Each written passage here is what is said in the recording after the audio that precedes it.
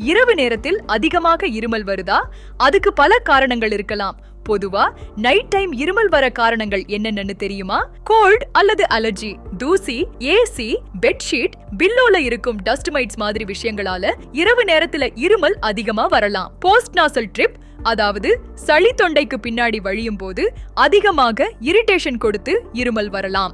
சிலருக்கு ஆஸ்துமா இருந்தா நைட் டைம்ல சிம்டம்ஸ் அதிகமாகும். ரூம் டெம்பரேச்சர் சேஞ்ச், ஃபேன் அல்லது ஏசி குளிர்காற்று சிலருக்கு சூட் ஆகாது. அது கூட இருமல் வர காரணமா இருக்கலாம். அதனால 2 வாரத்துக்கு மேல தொடர்ந்து இரவு நேரங்களில் இருமல் இருந்தா அத சாதாரண இருமல்னு எடுத்துக்காதீங்க.